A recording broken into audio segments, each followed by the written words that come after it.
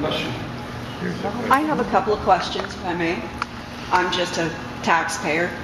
My regular dump.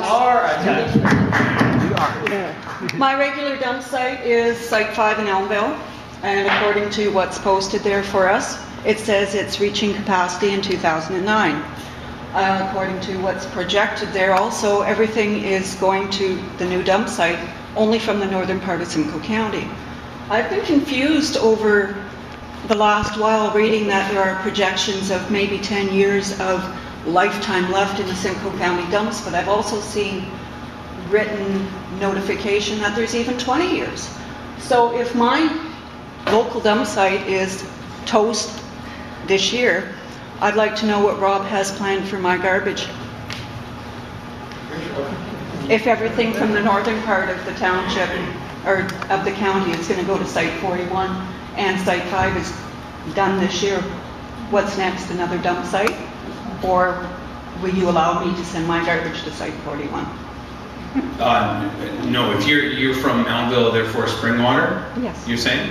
No, it's not licensed to accept waste from Springwater, only Tiny Cave, Midland, and Penetang. So, Mr. Yeah, I understand. I do understand your question. I'm sorry. I'm trying to answer it as quickly as I can. But it's the same process we've done at other sites that have closed, like Vespra.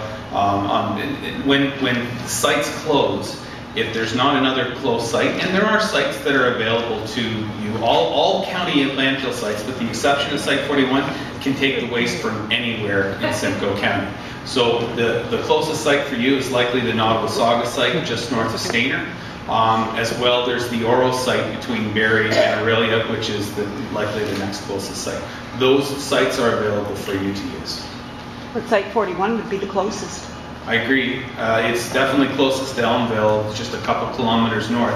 But the license for Site 41 does not allow your use of it. It only allows Tiny Cave, Midland, and Penetang to access it.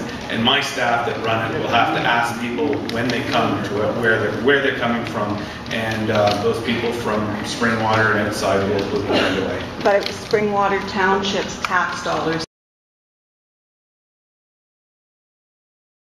But I have been given to understand that the liner is guaranteed for 20 years. Am I right so far?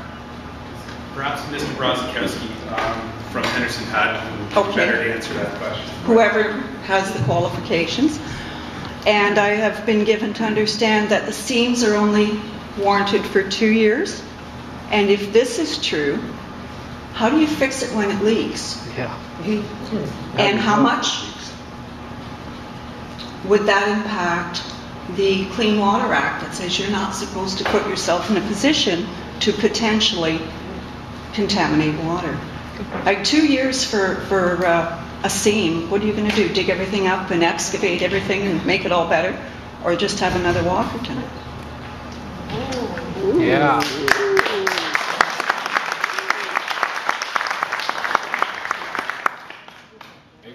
Liner, which is to be installed at the site, has a manufacturer warranty of 5 years, and contractors will provide installation warranty of 1 year. This is industry standard.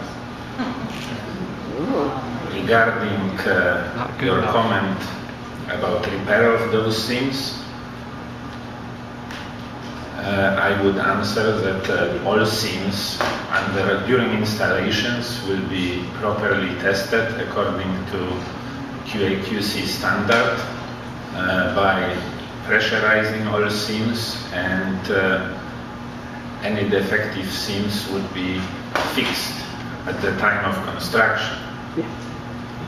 However, there's nothing to equate the real life to test. repair anything after landfill is full would be technically very difficult. So why would a product that's only good for 5 years be even used? This is the best technology, in my opinion, which we as engineers have on hand for lining the landfill. Then I would say whoever has been publishing that these liners are good for 20 years is worse off than I am for their facts. I can only state that such liner would have service life in order of 100 to 150 years, and that's what we anticipate. But you can't guarantee that it would last past performance. 5. Okay. So I would say 20 years. This is low, but service life of such product would be much longer. So the liner might last, but it's only guaranteed for 5. That's correct. Ooh. I can see that. Oh, yeah. If I could just add on to that, I just wanted to remind people that the reason for the liner being in place is to restrict groundwater flow into the landfill site. Yeah.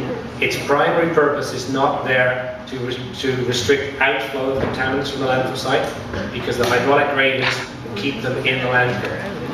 The liner is there to lower the amount of groundwater that gets into the site, to lower the amount of leachate that the county has to deal with, to lower the cost of the landfill. Go back to the tri-party meeting. The scenario modeling that was done with Dr. Rowe, he asked for the liner to be taken out and the model rerun. That was done.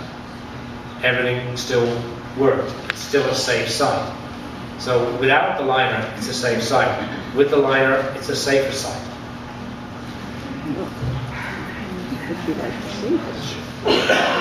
Hi, my name's Valerie Powell. I'm the Green Party candidate for Simcoe North, and I'd like to apologize to the councillors for not knowing that they were here, and I think that that's sad that this meeting, which is based so much on the citizens wanting to get a message to their councillors, that they aren't all introduced appropriately, because they're the most important people at this meeting, in my opinion. My question is that with the history that we've heard of the dump, and the opinion that perhaps the dump isn't necessary, Simcoe County's invested a lot of money in places to grow legislation, which means it's capping its population, it's improving in its own information that it's handing out, that it's diverting waste up to 60%, and with new technologies and programs even more. So I think Simcoe County needs to be congratulated for what you're already achieving. And the question is, rather than continue to build, Adrian Carr, deputy leader, was here and said that the Site 41 looked larger than the waste site for the whole city of Vancouver, and yet you're saying it's for a small portion of the people. So rather than building a massive landfill, even though the importance is water, we could save the water by political will and using this as an opportunity to consider how we can change all our practice around garbage and waste and divert even more.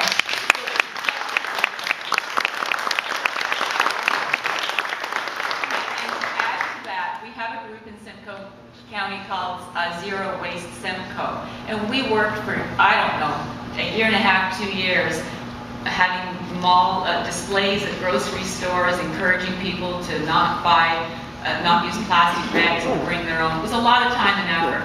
And you know what happened? Zehrs like that stopped providing bags free, and everybody's attitude changed overnight. You people have been given bottled water. I am so offended at this meeting that is to protect water. And